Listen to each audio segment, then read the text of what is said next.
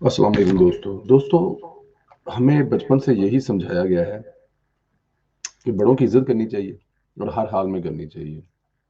بلکہ شاید آپ کو ہر سننے والے کو یہ یاد ہوگا کہ ضرور بچپن میں ڈانٹ یا کم از کم مار پڑی ہوگی اگر زیادہ عمر ہے اپنے والدین سے کسی بڑے کے ساتھ بدتمیزی کی بات کرنے کے بلکہ اس کو جواب دینے پہ.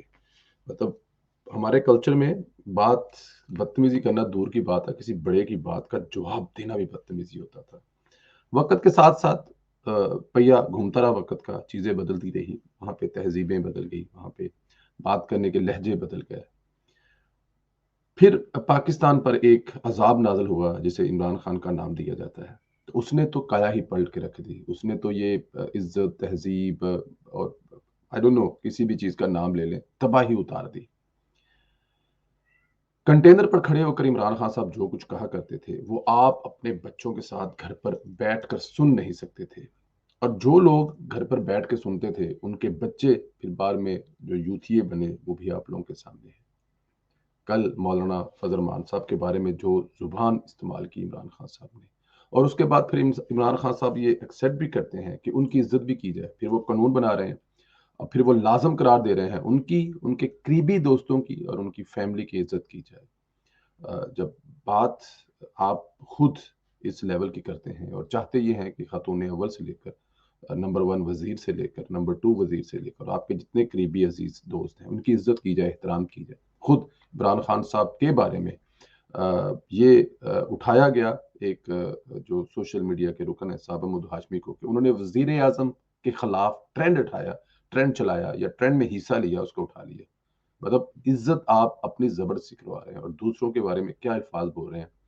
سن کر شرم آتی ہے اور یہ سوچ کر شرم آتی ہے. اور اتنی زیادہ آتی ہے کہ اگر یہ انگلش میں ٹرانسلیٹ کر کے یہ تقریر چلائی جائے، دنیا کو دکھائی جائے کہ یہ ہیں پاکستان جو دنیا کا پہلا اٹامک پاور ملک ہے، جو دعویٰ کرتا ہے کہ پوری اسلامی دنیا کو لیڈ کرتا ہے، ان کے وزیر اعظم کا لہجہ، ان کے وزیر اعظم کا اپنے سیاسی مخالفین کو پکارنے کا انداز کیا ہے؟ کیا عزت رہ جائے گی آپ کی؟ اور میں حیران ہوں اس جلسے پر جس میں 2-4 ہزار لوگ بیٹھے ہوئے تھے، زیادہ بھی ہو سکتے ہیں کم بھی ہو سکتے ہیں، کہ وہ اب بھی ان باتوں پر خوش ہیں اور ان باتوں پر تاڑیاں بجا رہے ہیں یا ان باتوں پر اپریشیٹ کر رہے ہیں عمران خان کو. تو پھر جو عذاب اس ملک پر ہے، جو مہنگائی، جو دنیا میں گراؤنڈ، جو کرپشن، پھر میرے خیال میں وہاں پہ کمپلین کس سے کرنی ہے؟ ہونا تو یہ چاہیے کہ ایسے بندے کو جہاں یہ جائے بتانا چاہیے کہ آپ اپنی زبان پر کنٹرول کریں. لیکن کیونکہ فالوور بھی ویسے ہی ہیں جیسا لیڈر ہے تو پھر یہی کچھ ہوگا. وہ ذرا انتہائی بےہودہ، میں نہ چاہتے ہوئے بھی آپ کو اس تقریر کے کچھ الفاظ سنانا چاہوں گا جس بات پہ وہ فخر کر رہے ہیں اینڈ میں کہ تحریک انصاف 2013 کے الیکشن یا 2018 کے الیکشن میں کے پی کے میں جیتی تھی. وہ شاید یہ بھول جاتے ہیں کہ مولانا نے ابھی ان کو ہرایا ہے. پہلے یہ سنیں ذرا. میں اس کو مولانا نہیں کہوں گا. کیا کہوں اس کو؟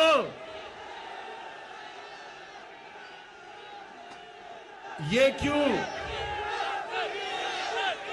یہ ڈیزل کیوں سب کو اکٹھا کر کے ہر 3 مہینے کے بعد کہتا ہے گورنمنٹ کو گرا دو؟ اس کی سب سے بڑی وجہ کہ 30 سالوں کے بعد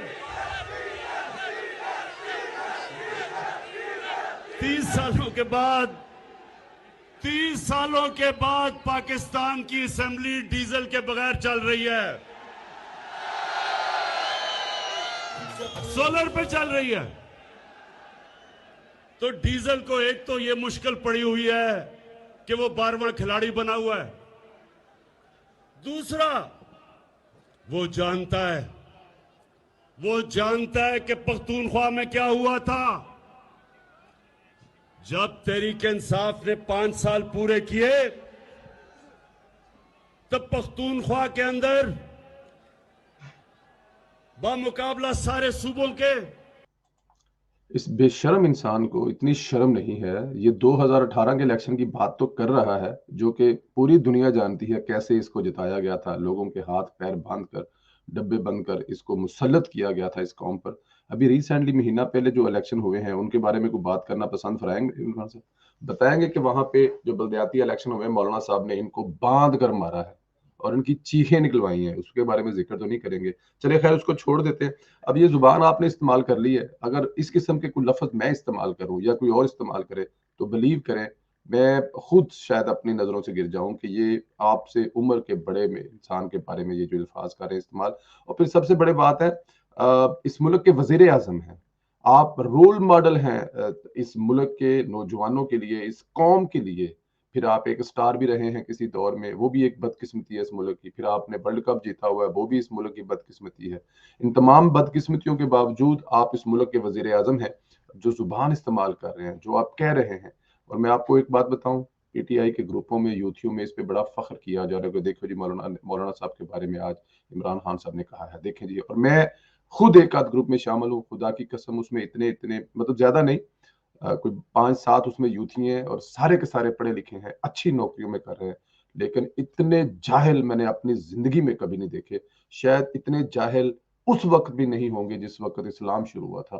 وہ اتنے جاہل لوگ ہیں کہ ان کے دماغوں میں ابھی تک بھی یہی پھنسا ہوا ہے کہ اس ملک کو لوٹنے والے سیاستدان ہیں اور اس ملک کو بچانے والا عمران خان اور دوسرا آپ پتہ ہے کون۔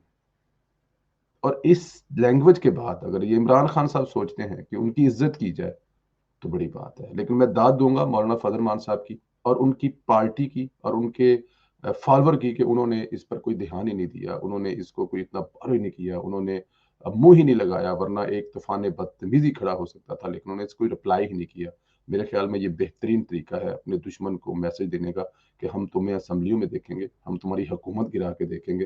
یہ لفظی اور یہ بدتمیزی اور بد تہذیبی تمہیں مبارک ہو، ہمیں تمہیں کوئی ایسا جواب نہیں دینا۔ تم نے جو تقریر کی ہے اس کا جواب تمہیں اسمبلی میں دیں گے، تحریک عدم اعتماد میں دیں گے، تجھے گھر بھیجیں گے اور گھر سے جیل بھیجیں گے اور جیل میں تمہارا کھانا پینا بند کریں گے۔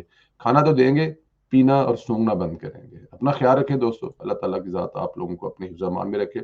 کبھی بھی اپنے یہ جو اس قسم کے جذبات ہیں آپ پر کبھی بھی حاوی نہ ہوں۔ ویسے بھی اگر آپ نون لیگ کے فالور ہیں یا نہیں بھی فالور ہیں تو کیا فرق پڑتا ہے، لیکن نواز صاحب کہتے ہیں کہ اخلاقیات کا دامن کسی صورت میں اپنے ہاتھ سے نہیں چھوڑنا چاہیے۔ اپنا خیال رکھیں دوستو، خدا